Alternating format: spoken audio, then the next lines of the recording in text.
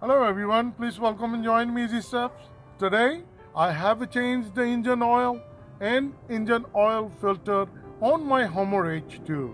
So I'm going to change the engine oil life back to 100% on my Hummer H2, and without wasting any time, let's get started. Put the key in the ignition and switch it to number 2, but do not turn the car on.